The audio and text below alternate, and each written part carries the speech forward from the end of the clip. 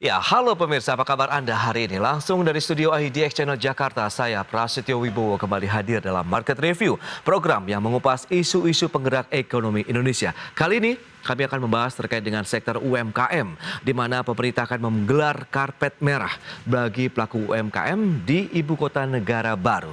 Baik pemirsa, langsung saja kita mulai Market Review selengkapnya. Otorita IKN menyatakan siap memberikan karpet merah untuk para pelaku usaha mikro kecil menengah atau UMKM dalam mengembangkan usaha mereka. Adapun bentuk dukungan yang diberikan kepada pelaku UMKM yakni untuk mengembangkan usahanya dan mendapatkan pasar baru di IKN Nusantara. Otorita IKN menggelar karpet merah untuk pelaku UMKM. Para pelaku UMKM diberi kesempatan untuk mengembangkan usahanya di IKN Nusantara.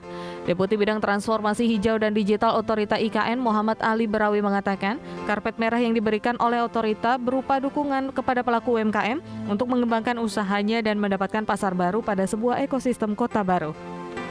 Menurutnya saat ini jumlah entrepreneur di Indonesia masih cukup rendah, bahkan Indonesia hanya mempunyai sekitar 3% entrepreneur dari total populasi Indonesia. Padahal entrepreneur ini yang menciptakan lapangan pekerjaan, meningkatkan produktivitas dan meningkatkan pendapatan masyarakat. Tapi yang pasti UMKM akan diperkuat di IKN. Ekosistem digital, for example ya, ini sekarang Grab sudah masuk. Masyarakat tidak educated sama di digital literasi. Pelatihan itu dibuat, kemudahan berusaha nanti dengan BKPM akan dipermudah. Bahkan nanti kalau untuk bantuan pendanaan, kami akan berkoordinasi dengan Kementerian Teknis terkait, dalam hal ini Kementerian Koperasi dan UMKM, untuk memperkuat UMKM yang akan tumbuh di IKN. Adapun rencana pembangunan IKN Nusantara ke depan adalah sebagai kota cerdas, sehingga diharapkan para pelaku UMKM di IKN nantinya bisa memanfaatkan teknologi yang lebih baik agar produk yang dihasilkan mempunyai nilai tambah sehingga UMKM Indonesia bisa meningkatkan porsi ekspor. Tim Liputan IDX Channel.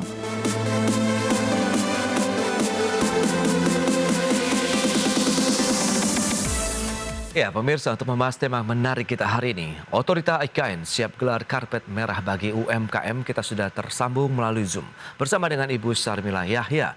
Beliau adalah Ketua Komite Tetap Kewirausahaan Kadin Indonesia. Selamat pagi, Bu Sarmila. Selamat pagi, Pak Pras. Selamat pagi seluruh pemirsa IDX Channel. Baik, salam sehat, Bu. Salam sehat dan luar biasa ya buat kita semua. Yes, itu dia. Baru saja kita mendengar kabar gembira lah. Ini angin segar lagi-lagi bagi pelaku UMKM di Indonesia terkait dengan pembangunan ibu kota negara baru Nusantara di Kalimantan begitu. Karpet merah akan diberikan oleh pemerintah untuk pelaku UMKM kita. Nah, bagaimana teman-teman dari pelaku UMKM menyikapi tawaran menarik pemerintah ini? Makasih Mas Pras, semuanya pernyataan dari Mas Pras itu menarik sekali, dan saya alhamdulillah baru menjadi salah satu undangan kemarin dalam jajak pasar ya dalam program IKN. Nah, IKM ini luar biasa Pak dari segi konsepnya, dan insya Allah dari segi aplikasinya di lapangan nanti betul-betul sesuai dengan yang menjadi cirinya IKN, yaitu One Map, One Planning, One Policy.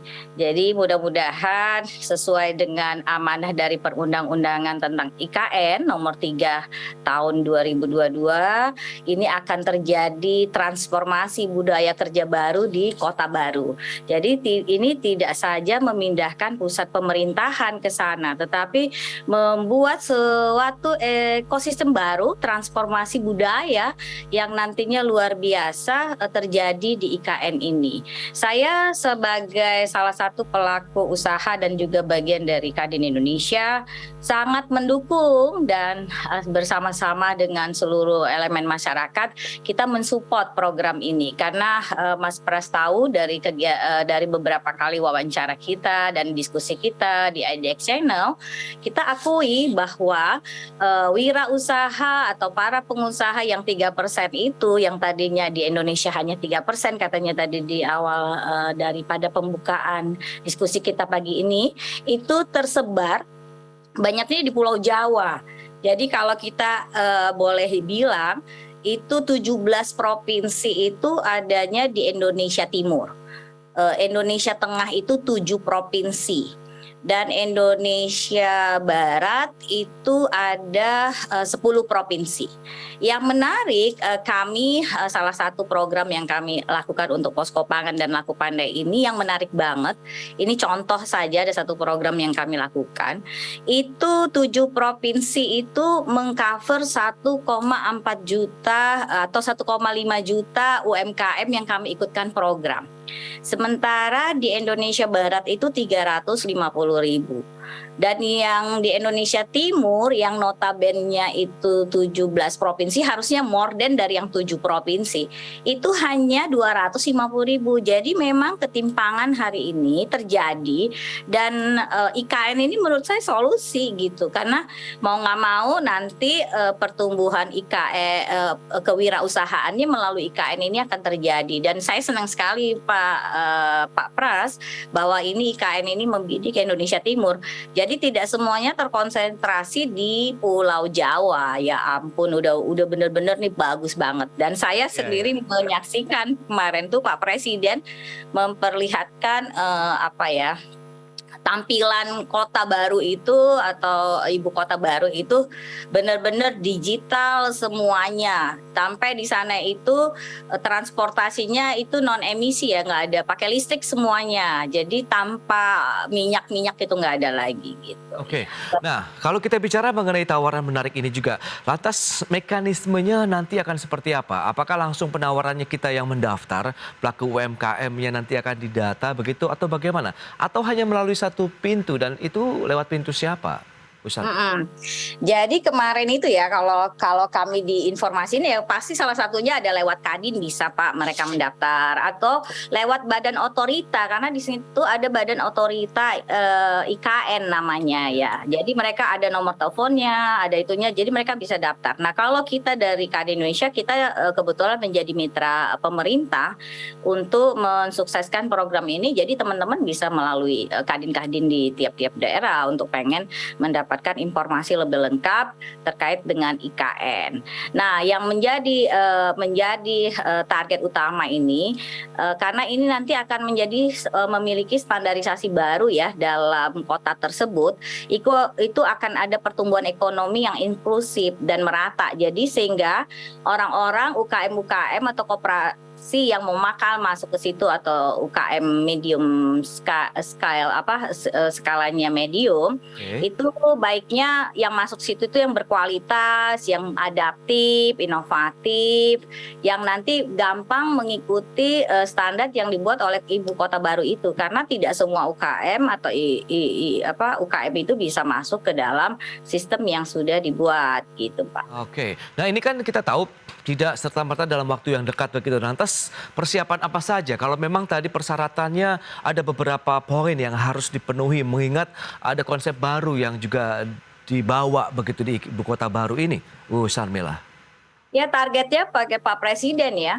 Itu 2024 Agustus itu insya Allah itu hari kemerdekaan yang biasa dilaksanakan di Istana Negara itu sudah mulai akan dilaksanakan di IKN. Jadi di depan istananya IKN. Ini sesuatu akan melakukan percepatan. Jadi harapannya kalau nggak salah kita itu ada kawasan banyak, ada kawasan pendidikan, ada kawasan industri, ada kawasan wisata, ada kawasan industri yang berbasis digital, banyak banget pendidikan. Nah, itu diharapkan tahun ini ya, sekarang ini pemerintah pengennya serentak semua investor atau para pelaku UMKM yang pengen masuk itu disegerakan karena pengennya sama-sama semua itu serentak bangun, serentak sama-sama bekerja untuk menyelesaikan di tahun 2024. Gitu, Pak. Oke, tapi kalau sejauh ini komunikasi kerjasama yang dijalin sudah lebih intens atau ini baru permulaan saja sehingga nanti perlu diatur lagi nih pertemuan-pertemuan lebih lanjut mungkin dengan otorita IKN? Iya Pak, ini kita sekarang ini upayanya adalah lakukan percepatan. Ini sekarang lagi intensif banget Pak, dalam 2 tahun ini, dalam hari-hari ini intensif banget. Karena luas lahan yang ada di daerah IKN itu yang untuk bikin program ini, luas lahannya itu kan sekitar 250.000 hektar Pak. 250.000 hektar yang nantinya akan diperuntukkan untuk program ini, dan 250.000 hektar itu dibagi Pak untuk kawasan ibu kotanya sendiri. Kawasan ibu kota itu ada 56.000 hektar. Untuk kawasan pusat pemerintahan itu ada 6.000 hektar. Untuk pengembangan ibu kota ada 199 hektar. Kemudian ada kawasan perairan laut 68.000 hektar. Nah, UMKM ataupun koperasi yang mau ikut terlibat itu bisa masuk di kawasan ibu kota Nusantara dan kawasan ibu kota pengembangan ibu kota Nusantara. Jadi ada ring 1 dari pusat pemerintahan, ada ring 2-nya gitu Pak. Baik, tapi kalau kita lihat kan memang lagi-lagi nih bicara mengenai keinginan dari pelaku UMKM. Tentu dana yang disiapkan tidak sedikit apabila mereka benar-benar mau boyongan begitu ya Bu Sarmila ke ibu kota negara baru. Nah ini kan masih ada waktu 2024 begitu. Nah teman-teman dari Kadin dan pelaku UMKM lainnya kira-kira apa saja yang perlu dipersiapkan? Bagaimana dengan tempat tinggal mereka, kemudian bagaimana dengan konsep pemasaran yang harus dijalankan di ibu kota baru nanti? Iya Pak, jadi kan tadi Bapak udah saya sampaikan bahwa kawasan ibu kota Nusantara itu ada 56.000 hektar. Ya. Kemudian kawasan pengembangan ibu kota Nusantara ada 199.000 hektar. Yes. Nah sekarang ini tinggal masing-masing para pengusaha UMKM mau ngambil di lokasi mana, berapa hektar, silakan sesuai dengan kemampuannya. Sehektar pun oke lah Pak, mulai. Oke, baik. Berarti memang nanti sudah ada tempatnya, tinggal nanti itu ibaratnya kapling-kapling yang siap dibangun begitu ya Bu Sarmila? Betul, kapling-kapling nanti Oke. dikasih sama pemerintah. Kamu mau ambil berapa? 1 hektar, 2 hektar, 3 hektar. Itu kan Oke. udah diplot Pak, hektarnya nggak bisa lebih iya, dari iya. itu. Jadi siapa cepat dia dapat, begitu Pak. Dan Nanti yang menarik juga nggak semua orang bisa masuk ke dalam, walaupun dia kepengen masuk ngambil sehektar, kalau konsep bisnis modelnya nggak sesuai dengan kota itu juga tidak bisa diterima. Gitu. kita akan bahas lebih lanjut seperti apa nih mapping dari teman-teman UMKM untuk konsep bisnis, kemudian jenis usaha apa yang cocok di IKN di segmen berikutnya. Bu Sarmila, Iya. kita akan jeda dulu sebentar. Siap Bapak, siap Ya, Bapak. pemirsa jangan beranjak dari tempat Anda, kami masih akan segera kembali sesaat lagi. Ya, pemirsa, Kementerian Investasi mencatat sejumlah investor dari berbagai negara telah menunjukkan minatnya untuk berinvestasi di kawasan ibu kota negara Nusantara. Pihaknya juga terus mengawal minat investasi tersebut agar dapat ditindaklanjuti dan direalisasikan. Kementerian Investasi mencatat sejumlah investor dari berbagai negara seperti Jepang, Korea Selatan hingga Malaysia telah menunjukkan minatnya untuk berinvestasi di kawasan ibu kota negara Nusantara. Direktur Promosi Wilayah Asia Timur, Asia Selatan, Timur Tengah, dan Afrika Kementerian Investasi Cahyo Purnomo mengungkapkan, pihaknya telah memfasilitasi beberapa minat investasi untuk mendampingi kunjungan ke IKN dalam rangka melihat detail peluang investasi yang ditawarkan. Bahkan sejumlah delegasi Jepang bersama BKPM telah melakukan kunjungan langsung ke titik nol IKN. Kementerian Investasi memastikan akan terus mengawal minat investasi tersebut agar dapat ditindaklanjuti dan direalisasikan. Tentu komitmen awal tersebut itu harus kita tangkap, ya harus kita tindak lanjuti itu. Bagaimana nanti konkretnya ke depannya itu, implementasinya bagaimana, realisasinya seperti apa begitu. Karena kita tidak ingin itu hanya berhenti di komitmen awal begitu. Itu harus kita kawal betul, harus kita pastikan ya. Harus kita lakukan langkah-langkah yang memang diperlukan bagi kita begitu. Untuk memastikan. Adapun sejumlah investor asal Jepang diketahui berasal dari sektor infrastruktur, energi, pariwisata, properti, transportasi, retail, dan logistik. Tim Liputan IDX Channel.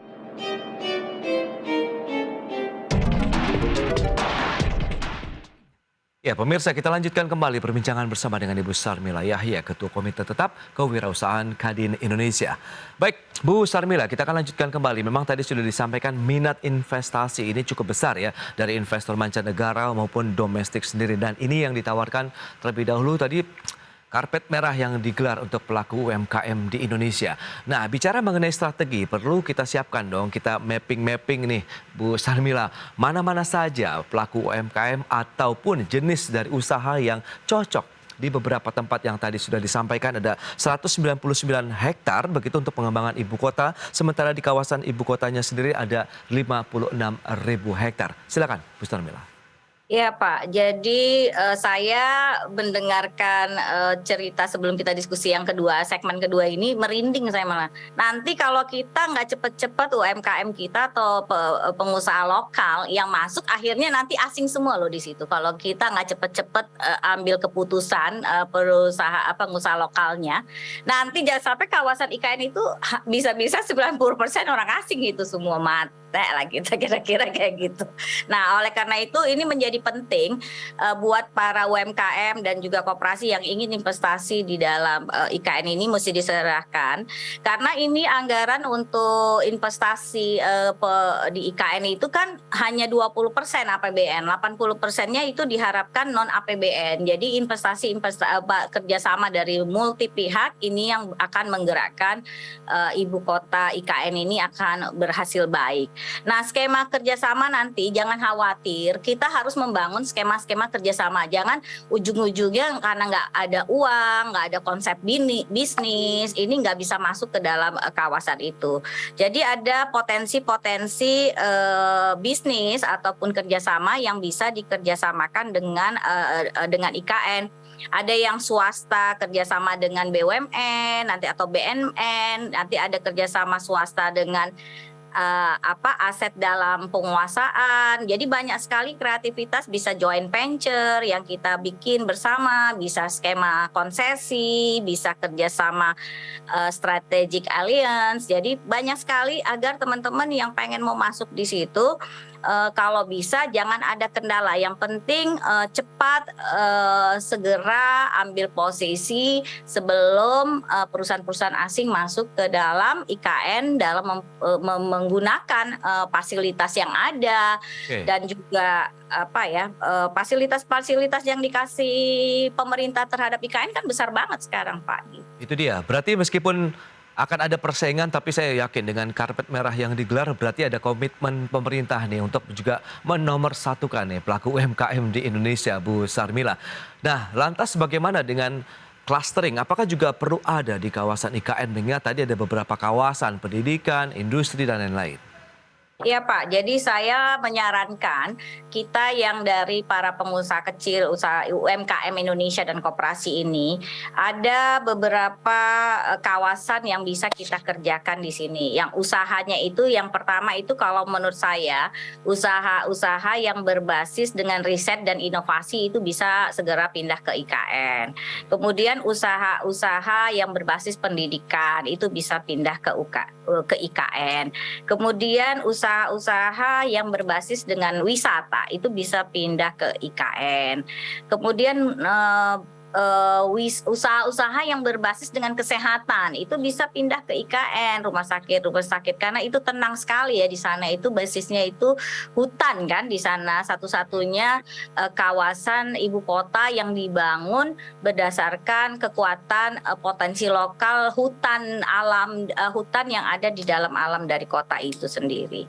Nah, jadi pendidikan, kesehatan, riset inovasi, kemudian hiburan ya, kawasan berklaster-klaster itu bagus sekali, berklaster industri, industrinya pun industri yang kekinian begitu Pak. Baik, dengan banyak sekali clustering yang di sana begitu, apakah nanti ini mengingat masih fresh from the oven begitu, lantas bagaimana upaya Kadin bisa menyebarluaskan informasi ini sehingga menjaring semakin banyak ini pelaku UMKM untuk menaruh minat mereka berinvestasi lah bisa dikatakan begitu di kawasan IKN?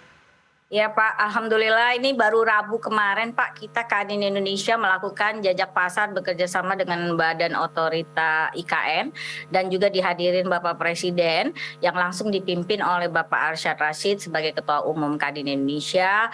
Beliau dengan sungguh-sungguh mengajak kami semua dari seluruh stakeholder, semua pengurus untuk bisa bergandengan tangan, gotong royong bahasanya itu, karena ini kita menjadi kesepakatan bersama bahwa ini menjadi komitmen bersama Kadin Indonesia mendukung daripada IKN ini sukses berhasil, dan Indonesia ini nanti tahun 2045 harapannya kita itu kan bisa diestimasikan menjadi 4 besar ekonomi dunia yang besar. Nah, kita bisa bersama-sama melalui IKN ini Pak, dan sosialisasi seperti apa, dan hari ini kita terima kasih nih sama IDX Channel nih, belum 3 hari udah menayangkan isu yang terbaik ini. Saya apresiasi sekali dan mudah-mudahan ini menjadi tonggak baru buat yang lain-lain juga bisa mempromosikan bersama, karena kita limited waktunya nih Pak, limit sekali waktunya.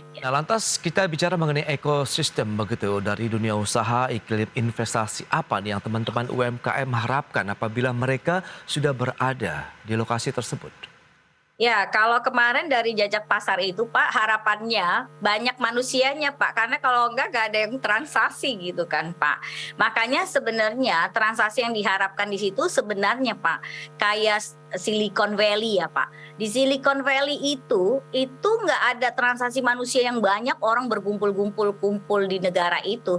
Tetapi dari Silicon Valley itu ada Google, ada Yahoo, ada perusahaan-perusahaan tech company yang bisa menggerakkan dunia gitu loh Pak. Jadi artinya sebenarnya model bisnis yang nanti dikembangkan di IKN tidak serta-merta dengan padatnya penduduk gitu loh. Artinya tapi produktivitas yang tinggi yang membuat budaya kerja baru gitu, membuat sesuatu yang baru. Jadi ini tidak berorientasi kepada orang tetapi kepada produk digital yang akan dihasilkan begitu Pak. Oke, berarti memang sosialisasi harus gencar, kemudian bagaimana kita meningkatkan juga ini jumlah pelaku usaha UMKM ini yang perlu sehingga bisa mengisi pos-pos tadi yang banyak sekali di daerah IKN sendiri, sehingga pemerataan UMKM juga tersebar dan tidak terpusat hanya di wilayah Pulau Jawa seperti yang Bu Sarmila katakan. Lantas tantangannya apa saja? Tahan dulu jawabannya, kita bahas nanti di segmen berikutnya.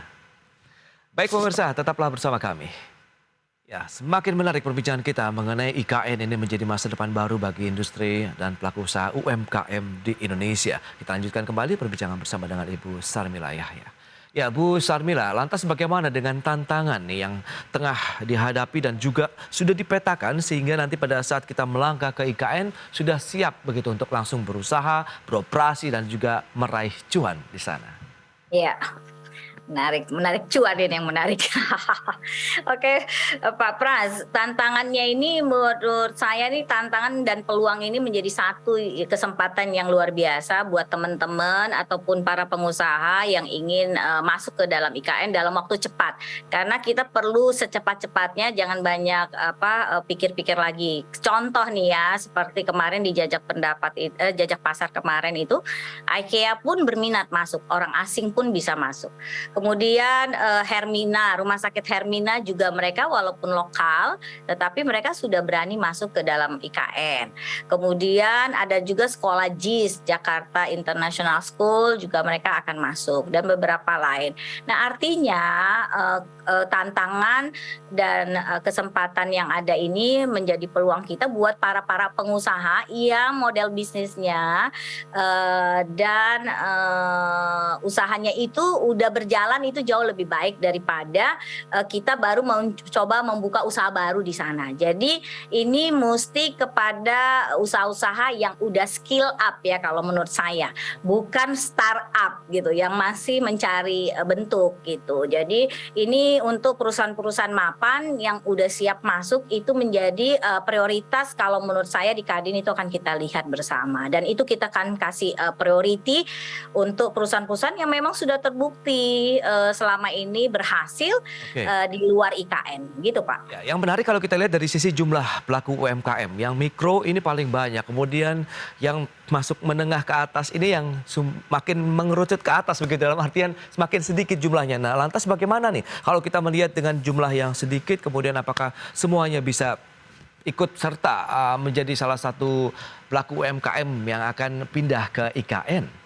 Ya Pak, oleh karena itu saya berharap sekali kerjasama kayak tadi GV, Strategic Alliance, GP antara yang kecil-kecil ini sama yang menengah itu harus bikin GV. Atau yang kecil-kecil ini dengan yang level atas itu mesti bersama. Jadi mau nggak mau harus ada sinergi atau kolaborasi antara perusahaan menengah atas dengan yang mikro kecil ini. Jadi bermasuk bersama-sama itu bukan hanya menengah atas aja yang masuk atau menengah itu, tapi mereka yang menengah dan atas itu melibatkan yang kecil. Itu bagian dari ekosistem yang harus dibangun, dimasukkan ke dalam bisnis modelnya. Jadi dengan serta-merta dia sekaligus. Jadi tidak ada dikotomi antara yang besar dan Betul. kecil. Tapi ini Ini dia. harus bersamaan gitu ya. Harus, makanya kita lihat bisnis modelnya.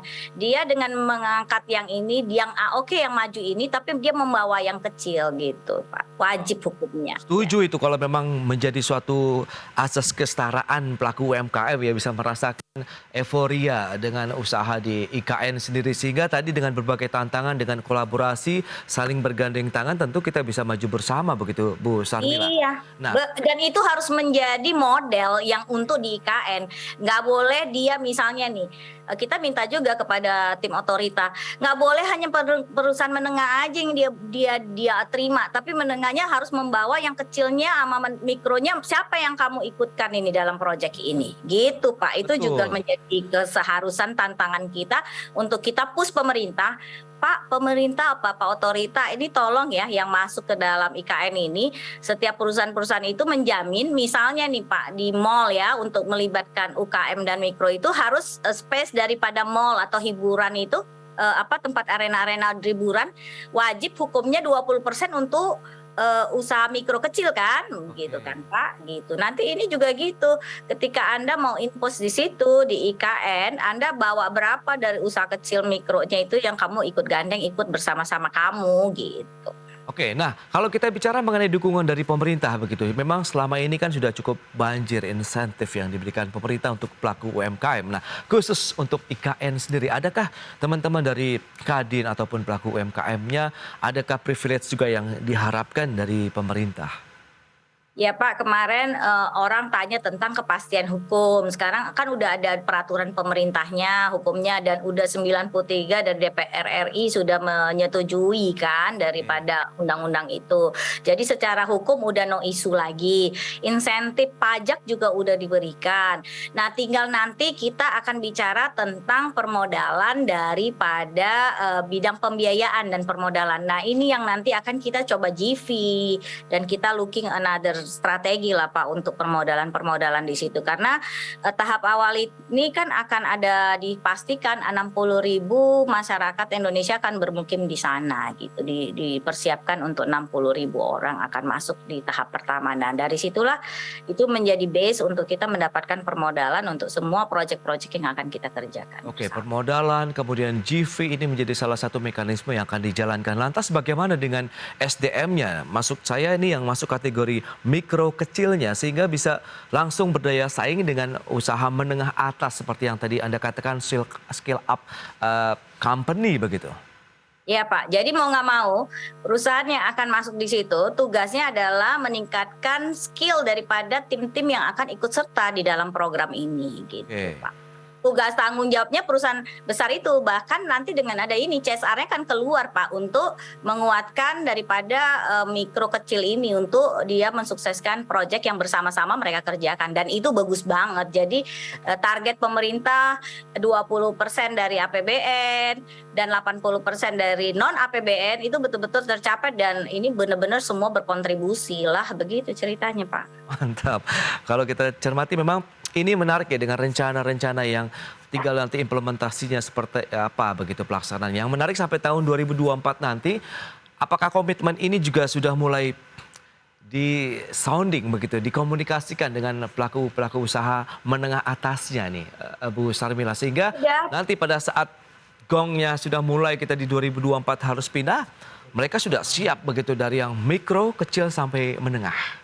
Oke Pak, jadi kalau di sounding udah Pak, kemarin itu semua para pengusaha kaya raya Indonesia udah diundang dan saya melihat dengan mata kepala saya sendiri mereka hadir dan yang saya juga termasuk salah satu yang diundang, jadi ada beberapa pengusaha yang diundang dalam jajak pasar kemarin banyak ya, satu ruangan begitu banyak ya, dan termasuk Tony Blair, beliau juga ikut bicara di bawah ini bukan hanya ibu kota IKN ini bukan hanya dambaan ibu kota Indonesia tapi ini dambaan banyak orang di dunia, bahkan kalau nggak cepet-cepet ini dunia akan masuk juga ke situ. Dan menarik ya Pak Jokowi bilang jangan sampai orang asing semua masuk ini, ayo jangan sampai. Tapi kalau memang kebutuhan misalnya proyek ini tetap harus jalan sementara orang Indonesianya AO gitu nggak jalan-jalan, ya udah mau nggak mau orang asing masuk ya jangan salahkan nanti dan jangan jangan diributin di belakang hari gitu Pak. Nah, itu terkait dengan IKN. Lantas setelah mungkin banyak ribuan pelaku UMKM yang pindah ke IKN,